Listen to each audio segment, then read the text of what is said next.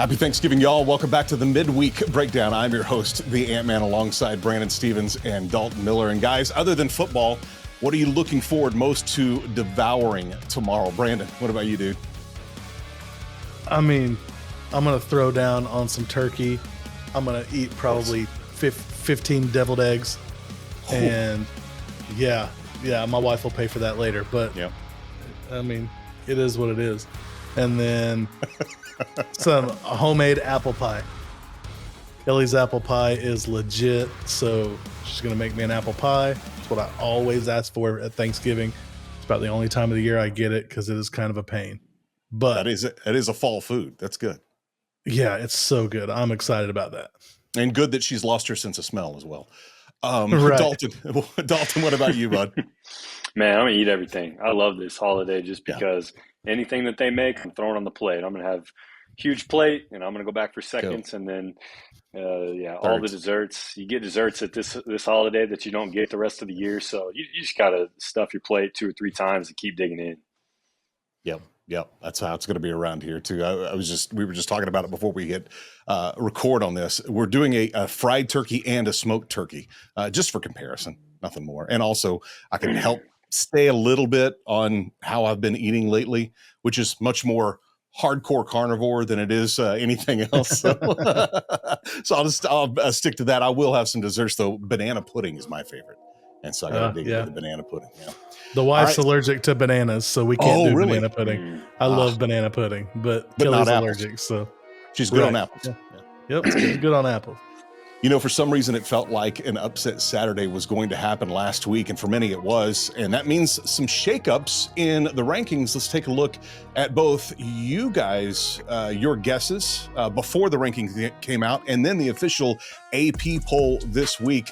There you have a little look at it. If you're watching on YouTube, if you're just listening to the podcast, CFP official rankings are Oregon, Ohio State, Texas, Penn State, Notre Dame, Georgia, Tennessee, Miami, SMU, Indiana, Boise State, and Clemson. A couple we see here at the top of the official AP rankings could change after this weekend, depending on the outcome of those games. A couple in particular are Ohio State, who will take on their arch nemesis, the Michigan Wolverines, and Texas. For the first time in 12 years, will face Texas A&M, the home of the 12th man at College Station. B, let's start with you. Give us your top 12, and then tell me how you think that these two games in particular will affect the rankings as we get closer and closer to the playoffs. I mean, I have number 1 Oregon, like I've had ever since we started doing this. Pretty much. My number 2, I mean, Oregon's number 1. Oregon's already clinched the Big Ten championship game. My number 2 is Ohio State. Ohio State, as long as they beat Michigan, they hold their own destiny to the Big Ten championship. If they can beat Michigan, it'll be Oregon, Ohio State. If they lose and Penn State or Indiana, either one of those teams lose, the other one gets in. So if 2 of the 3 lose, the one that didn't lose gets in. I don't see it happening. Michigan's not the Michigan of last year's team, obviously, last year's national championship team. I think Ohio State's going to just roll them. But then number 3, I have Texas. Texas, like you said, goes to Texas A&M this week. Actually got offered tickets to that game today, but I have to start driving back to Oklahoma.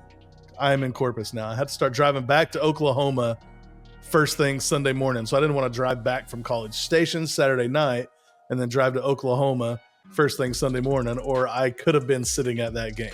Or you could have sold them and, paid off your kid's college. Yeah, it was just one of my buddies here from Corpus that I had lunch with today, and he's like, "Hey, we have an extra ticket. I know you're leaving on Sunday, but if you want to go, I'll give you my extra ticket." But wow, I wasn't going to do that. Then I go to number 4, winner of Texas A&M plays Georgia. Georgia's already locked in. Georgia's conference schedule is over. They play Georgia Tech this weekend in a state game, but that is not a conference game, obviously, because Georgia Tech is in the ACC. So then I have Penn State, number 4.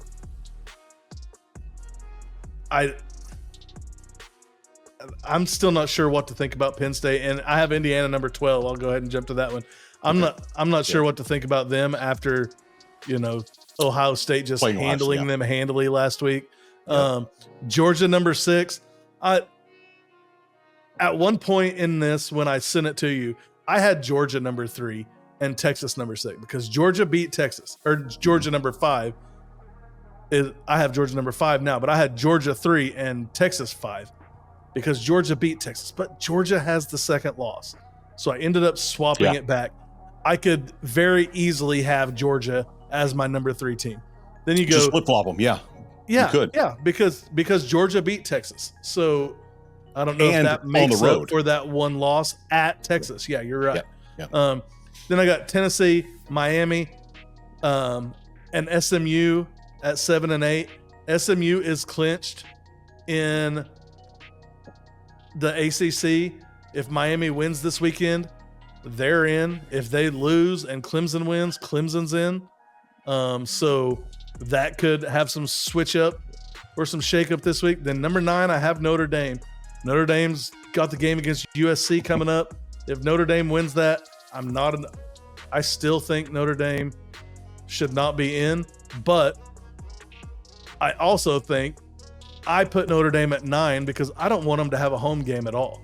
I don't want them to get that first round home game against number 8. So I have them at number 9. Then Boise State, if they just keep winning, doing what they're doing, they're going to be in.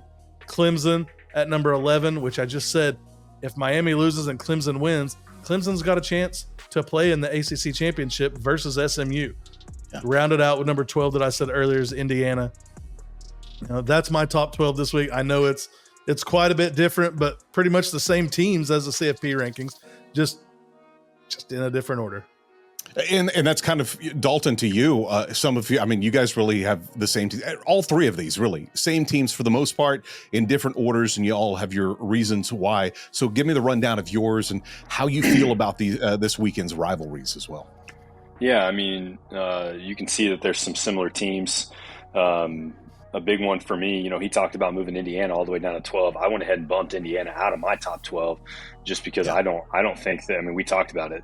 We thought there was a really good chance that they were going to struggle with Ohio State, and them going on scoring first and then Ohio State putting up 31 unanswered points is just they're just not ready for that level of football yet.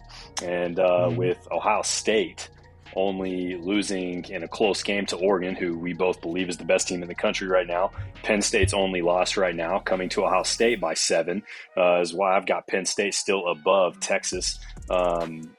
So, Oregon 1, Ohio State 2, Georgia 3 for me, even though they've got the 2 losses, I still put them above Texas. Tennessee still above Texas, in my opinion. I've got Notre Dame there, and they're a tough one for me because the loss to Northern Illinois, you want to penalize, but then they still technically have ranked win where some of these other teams don't. So it's like, how do you decide, which team's technically better? So that's a tough one for me, but I'm still not convinced. Texas has a chance to shut some of us up, right? You go into College Station and you take care of business. Okay, now you have a chance to shut some people up and say that you just couldn't get it done against Georgia when you needed to, but you took care of business on the road when you needed to. So obviously Alabama out. I mean, they're a team that I think in the SEC now, them and Ole Miss, in my opinion, both probably are out. Going to be some tough roads for them to get back. I jumped South Carolina in at number 11, which Unc, I did have a quick question. You mentioned Clemson. If they win and Miami loses, then Clemson would get to play. Why does the Clemson, and I'm actually just asking, why does the Clemson-South Carolina game affect what happens in the ACC title game this weekend? Oh, you know what? You're exactly right. That is incorrect on my part. So it just boils down. I forgot they were playing South Carolina. It just boils down to if Miami wins or not. If Miami wins, they're in. If they lose, Clemson's in. Yeah, so you asked about the rivalries this weekend. This is a big one right here because South Carolina wins this and knocks off Clemson. South Carolina is going to have made some noise to the committee, in my opinion, because I think at this point it's really between South Carolina and Ole Miss. I don't think Alabama is going to come back from this one, this loss to Oklahoma. So a big opportunity for South Carolina. And then Arizona State's playing some really good football. They've got 3 straight back-to-back-to-back ranked wins. I think that they slide into that 12 spot. I think that they're right now the front runner in the Big 12. They're going to get a chance at the Big 12 championship game as long as they win this weekend, I believe. So yeah, there's my top 12. So, definitely looks a little different, but hang on for a sec on that. I read this earlier. There are still 9 teams mathematically alive to reach the Big 12 championship. That's so cool. There is currently 256 different possible combinations of results that will affect who makes the Big 12 championship game. How crazy is that? No Big 12 team controls its own destiny. Every one of them has to have somebody else lose in order for them to get in. Out of the 9 teams, not one of them is win and you're in.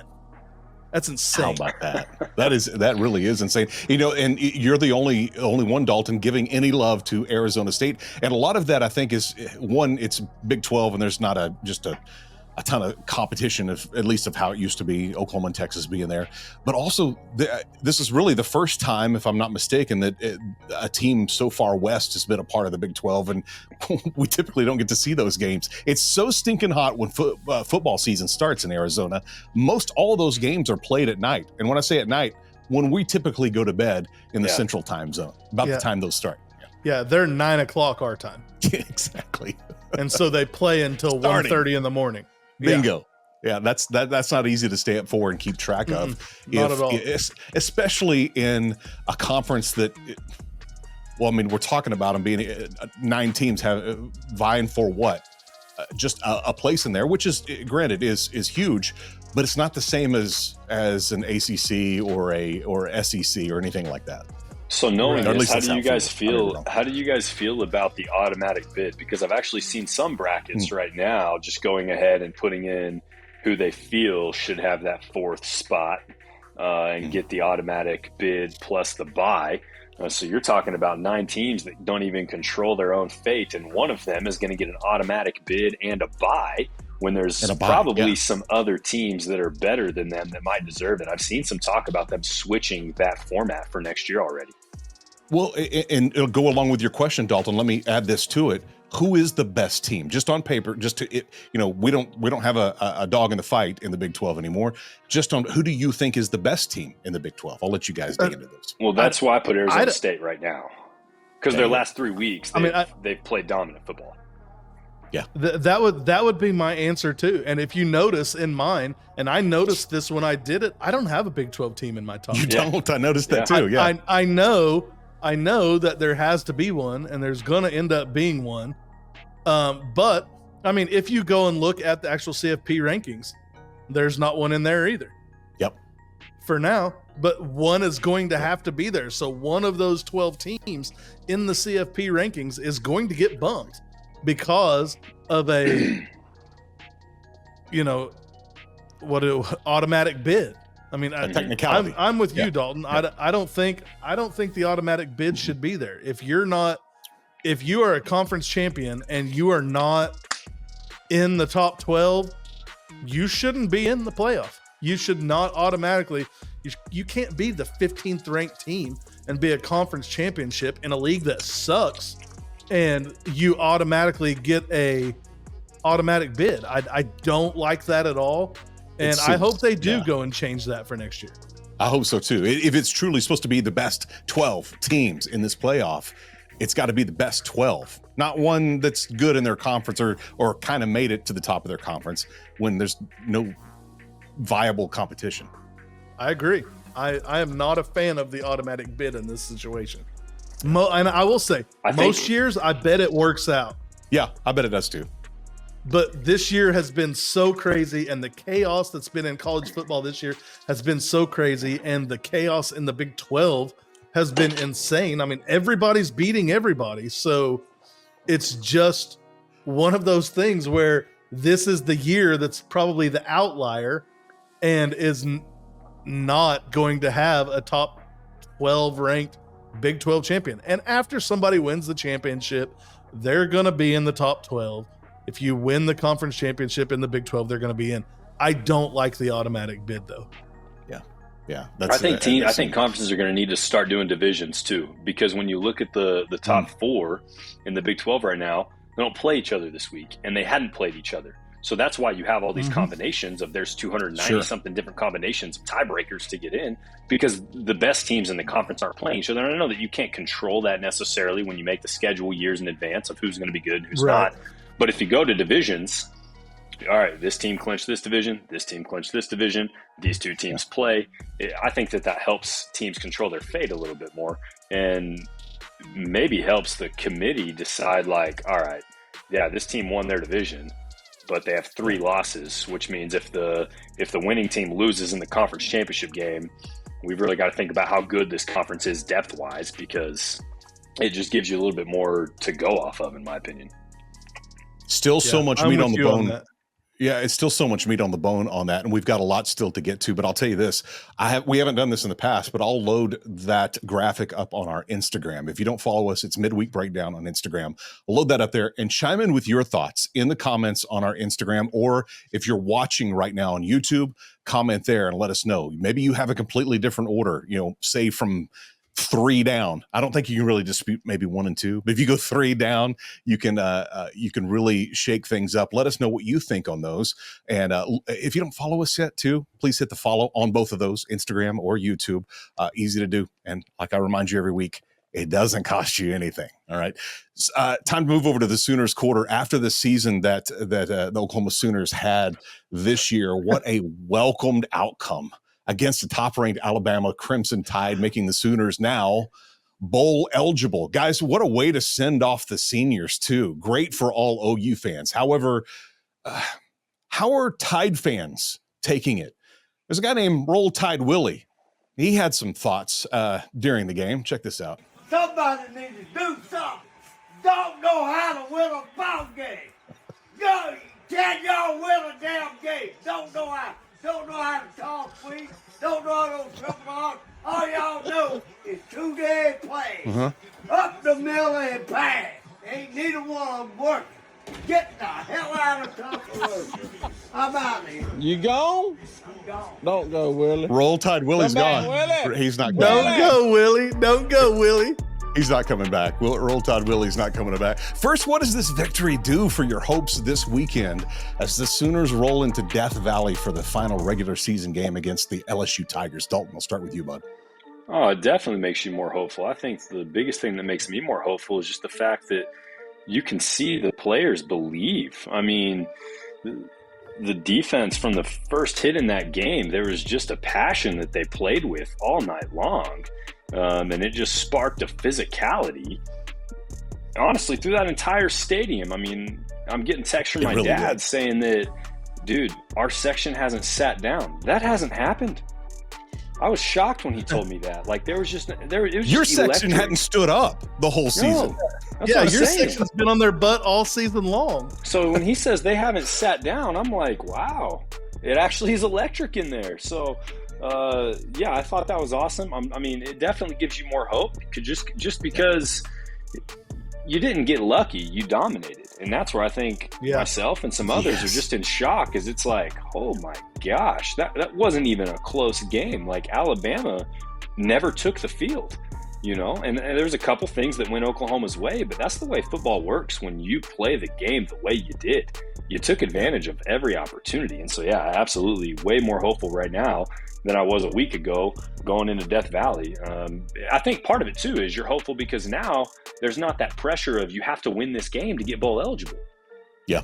You've done very it. much so. You just proved you can beat one of the best teams. Yeah, you just proved you can play with anybody in the country. So now you're definitely hopeful that there's some belief that they can end the season on a really high note right now. That honestly, I don't even think that's in my opinion Oklahoma's best game under Brent Venables ever. 100%. Yep, I completely agree. Yeah, it felt like there's a spark in this game that we haven't had in any game all season. And maybe, like you said, maybe since Brent has taken over, it felt like a different spark in this one. Brandon, a big talk on last week's podcast was who Oklahoma was eyeing as the front runner for the OC gig. Saw lots on social over the weekend. Arbuckle's name, it seemed to still be the hot one. Is that the guy that you think that you're still hearing there in Oklahoma? I know you're in Corpus right now, but over this week, still hearing as the one that has the target on him? Yeah, I honestly think from some stuff that I heard today, the way they were talking about it, I honestly think the deal is pretty much done. And I'm not reporting this, I'm not breaking this news, but I think we're going to find out beginning of next week after this game who our offensive coordinator is. And I think it's probably going to be Ben Arbuckle. And it sounds like he may possibly be bringing his quarterback with him, which I've said earlier in the podcasts that I feel like that's what they're looking for, somebody to bring a quarterback with them. But I don't know. I think we still have a chance to keep Jackson after. Well, that was going to be my question to you. Yeah. I mean, he only throws 11 passes. So the one thing I can say is if he's wanting to be a pro style quarterback and he's wanting to make a living at the next level, if this is the offense we're going to run, this year, is that going to be enough to keep him?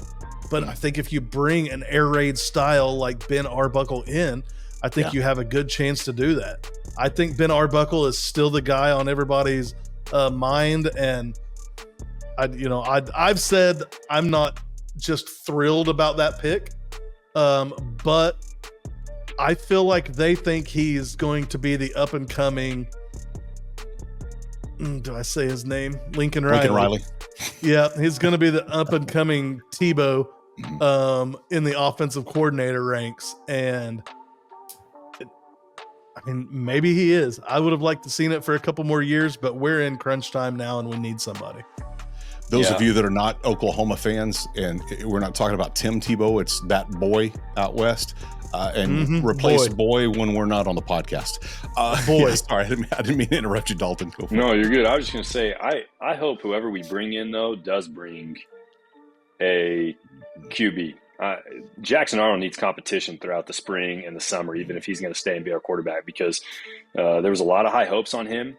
And if a QB coach, an offensive coordinator, they come in and they really want to run more of an air raid style, quicker offense, the offense that the game plan they put together for Jackson Arnold this weekend, that was his style. That fit him well. Yep, really did. Can he run a style that Mateer is currently running? Can he drop back and throw the ball 50 times a game? Can he make those reads? We don't know. And I would not be comfortable going into next season with them telling us how good Jackson Arnold looked all spring if it was just we've labeled him the guy under a new offensive coordinator once again, because we've been here and done that. I think a quarterback has to come with whoever we're bringing. Not that he has to start, not that he has to be the guy, but I don't want to see Oklahoma label the guy. Don't name our quarterback right now. Let them go duke it out. Let them go battle for that QB1 position. Bring some toughness back to that position. I agree. Yeah. I agree. I mean, we heard that all year leading into this season. He was the guy. He was the guy. But then everybody that went to practice and everybody that was at workouts kept saying that Michael Hawkins Jr.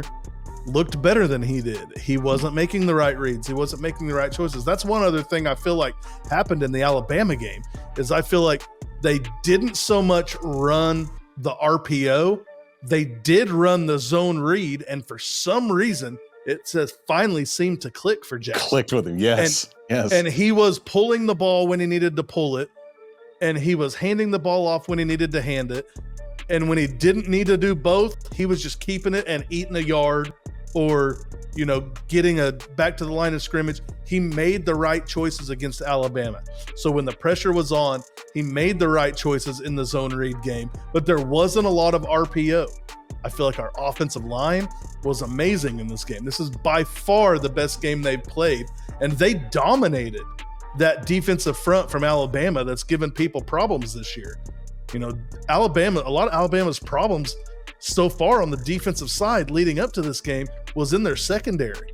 Their front four was getting pressure and was making stops, but their back seven is what had given them some problems leading into this game. And we dominated in the trenches on both sides of the ball. I feel like our offensive line, something finally clicked. I don't know. It seemed like something just clicked for everybody that game. And we'd be remiss if we didn't bring up Xavier Robinson and his performance in this game. Amazing. Jackson Arnold was the leading rusher with 131 yards on 25 carries, averaging 5.2 yards. Xavier Robinson, true freshman, 18-year-old kid, 18 carries for 107 yards, average 0.1 shy of 6 yards a carry with 2 touchdowns. And it was a fun thing to watch with Javonte Barnes being out. Xavier Robinson hopped right in there. And I mean, Taylor Tatum, that poor kid, I mean, he's got problems hanging onto the ball, and he's had those problems all year. And he had, 2 carries for 8 yards, and one of them was a freaking fumble. And I was done with him at that point. Like, we have 4 other running backs that are better than he is. Did you see Brent Venables' comments? No.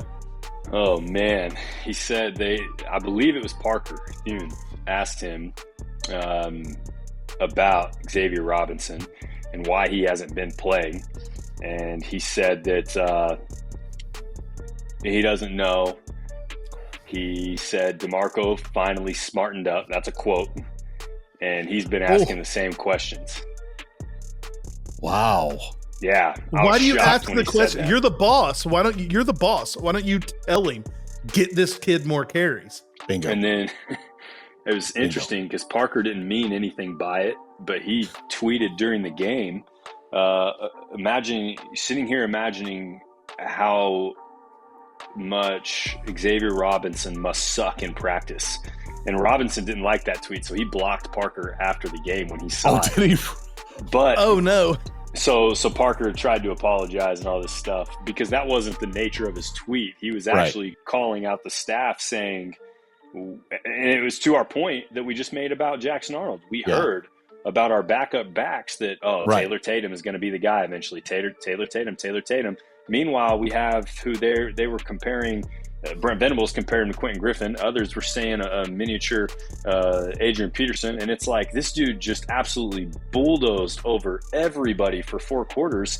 And we've been so stuck on the fact that we've just heard how great Taylor Tatum is. And that's where the tweet came from Parker as far as like, why is he not in the game? Does he suck in practice type of thing? But Brent's comments really, really were interesting. Just kind of throwing DeMarco under the bus there.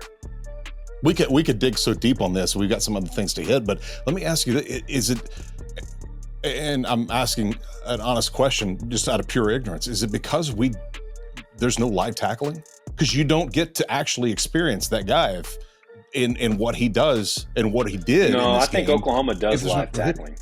Do they? Yeah. I think since Oklahoma Brent got does. here. Yeah. Good. Yeah. We don't go good on good for a lot of the practice. True. We don't go ones-on-ones. Practice squads. For what most game did he of practices. Was it going into Texas? He got mad, or after Texas? There was 1 week he came out and said, we're going good on good. And we did it for a full week. He said, after Texas, he said, we're done with this. We're going good on good. And I think that's the only time he did that through a season or during season for a full week. He went good on good, he said. But yeah. Well, this weekend's game is going to, I mean, you could finish it off really nice and make a lot of people forget about how we were feeling going into the Alabama game if you perform well this weekend. LSU, not the superstar team that they've been in the past, but Death Valley is not a place to take lightly. What are a couple of the keys for OU to bring home the victory this week, Dalton? Starts with the run game. Have the same physicality. Xavier Robinson better touch the dang ball over and over again. Don't make Jackson Arnold throw the ball over 30 times. Don't give him too many decisions to make. Let him run the zone read again. He did a fine job with that. Use the quarterback run when you need. But, man, Xavier Robinson has got to be a key. I guarantee you LSU is going to say, I want to try and stop it. That's fine. Key on it. Sure. I want to watch Xavier Robinson run right through everybody. He's physical. He wants it. He's hungry. He's gonna do it. I don't want to see us. This is my fear. Is we found some success. Now we're gonna go and do the complete opposite. Something different. Yeah, exactly. Yeah. But yeah, that's to me the main key. I think that we all know how good our defense is. We've said it for a long time, and they did some things different. Like we were in the box a lot. We had 7, 8 guys. We were moving guys in and out of the box on defense. I loved the defensive game plan to shut down Milroe. But yeah, I think the biggest key is going to be us in the run game and using Xavier Robinson. I wouldn't go back to Taylor Tatum at all, personally. You echoing all that, B? I am echoing all of that. It all starts with the run game. What do I always say, Anthony? That if you run the ball, you win the game. Trenches. The team that runs the ball, better wins the game 90% of the time. That's the big key on that one. Yeah. Yeah, that's the big key on offense. Defense. Yeah. We're going to see a very different animal this week than we saw with Alabama. Sure. Nussmeier is a pocket passer. He is not a big threat to run the ball. He's thrown the ball 459 times this year for 3,458 yards, 23 touchdowns. But if we can get some pressure, he has thrown 11 interceptions. And so if we can get some pressure on him, we can see what that does. Pressure on him affects him. So I'm with Dalton. Last week we rolled 7, 8 guys up in the box several times. We need to not be doing the rush 3, rush 4 defense. We need to bring pressure, make Nussmeier throw the ball. They don't have a big running game. So it's a different offense that we're going to face from what we faced last week. Get in Grant Nussmeier's face. Grant Nussmeier. I don't remember. I don't care. Yeah, get in Nussmeier's face, affect his vision by making him look around, and let those defensive backs do what they do. I mean, those defensive backs, I told somebody earlier this week, it's amazing and I've said this all year long, and I've had pushback from several people about it. It's amazing what an elite defense, I'm telling you, we have an elite defense. It's amazing what an elite defense can do when they get time to rest in between possessions. Absolutely. And we have that this week. If the offense can move the ball like they did against Alabama, this defense can tee off. If they're on the field for 3/4 of the game, they're going to get worn down. It's just what happens. So you can't not affect the quarterback. You have to put him in tough positions.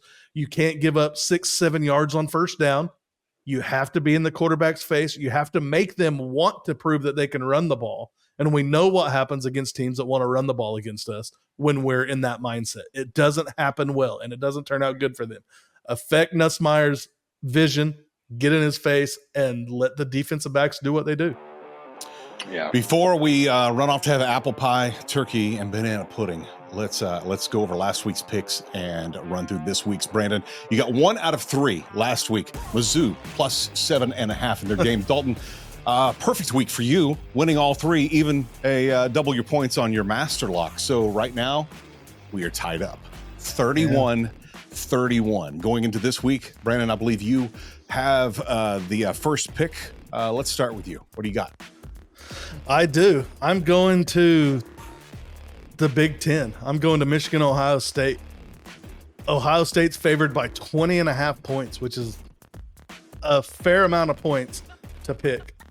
I think Ohio State can do that almost on cruise control against this Michigan offense. Will Howard has thrown for almost 2,700 yards, 26 touchdowns, only 6 interceptions on the year. Michigan's quarterback, Warren, has thrown more interceptions than he has touchdowns. Ohio State's going to get pressure on the quarterback. They're going to run the ball successfully with Quinshaw Junkins, and Ohio State's going to win this game by a bunch, I think. So I'm going to take Ohio State minus the 20.5 at home versus Michigan. Pick one for you, Dalton. Yeah, I'm going to stay in the SEC. We got the Tennessee Volunteers and Vanderbilt, who obviously has some big wins, but they kind of mellowed out a little bit as the season went on and as the high kind of wore off for them. So I don't think 10.5 points is going to be difficult at all for this Tennessee team. I mean, they know it's at stake here. This is a big week for them. They're still obviously looking for that playoff spot. So give me the Volunteers to finish off regular season covering 10.5 over Vandy. All right. Pick 2, B. I am staying in the Big Ten for my second pick. I am going all the way out to the other side of the country to Autzen Stadium. The Washington Huskies are playing Oregon at home. Washington is not that good of a football team this year. Will Rogers has thrown for almost 2,500 yards, 14 touchdowns, 7 interceptions. They're just not going to slow down Dylan Gabriel and the Oregon Ducks. Oregon's favored by 19.5. James is already over 1,000 yards rushing. Their leading receiver is closing in on 650 yards. I just think Oregon's going to roll in this game. So give me Oregon to cover the 19.5 at home against Washington. All right, pick 2, Dalton. All right, yep. I'm going to stay in the ACC with the current frontrunner, SMU. Man, I still can't believe that this is the team that has a chance to win the ACC and make the playoff. Would not have bet that at the beginning of the season, but they finish up with Cal. And, two teams that are new to the ACC, two weird teams to be in the ACC, but SMU is just playing really good football, and so give me them minus 13.5. They can beat Cal by 2 touchdowns, maybe even do it by 3 or 4. They want to end the season on a high note as well, so I like them for my second pick. All right, Master Lock time. Brandon, to you. Master Lock this week. Dalton, I'm going to backtrack for a second. I love that pick. That was the last one out on my pick sheet. I was going to pick that one, but that was the last one out on my pick sheet. I do love that pick. I am going to a non-conference game this week. I am going to the South Carolina Clemson game. Clemson's favored by 2.5. Cade Klubnik has thrown for over 2,760 yards, 29 touchdowns, 4 interceptions. You got Lenora Sellers on the other side, who we saw earlier this year in Norman, has thrown for over 2,100 yards, 17 touchdowns, 8 interceptions. Clemson's picked by 2.5 in this game. South Carolina has just been playing so good as of late. Their defense is one of those elite defenses that I talked about earlier. I'm going to pick South Carolina. I think they're going to upset Clemson. It's not going to matter for Clemson because if Miami loses, they're in anyways. We talked about that earlier. I'm going to take South Carolina plus the 2.5 at Clemson, and I think they're going to win this one straight up. That's a heck of a pick. That's a heck of a pick because you and I got the same locks there for our master lock. Same mindset there. I can't disagree. That was an easy one. I saw the spread and I was like, yup, South Carolina's winning this outright. I thought so too. So there you go. There's the picks for this week, and thanks for letting us be a little part of your Thanksgiving weekend. If you're driving somewhere and you're listening, thank you for doing that. Give it 5 stars wherever you're listening. We appreciate that, and make sure you hit subscribe too, so you don't miss one of these podcasts. If you're watching, or if you are listening and you want to watch, we're on YouTube. Just search Midweek Breakdown. That's it, Midweek Breakdown at Midweek Breakdown. You'll find us there. Find all of them. We drop every Wednesday, typically. And it's always in the middle. Thursday still counts if it's early enough, right? So sometimes we drop on Thursday. So hit subscribe and like this video or any of the others that you watch. Helps us out a lot and helps us grow this. And looking forward to continuing this throughout the 2025 as well. And good to hang with you guys. And happy Thanksgiving to y'all. Happy Thanksgiving, guys. Happy Thanksgiving. Well, it's been fun, but you know what they say. The weekend is good. But the midweek is always better. And boom goes the dynamite.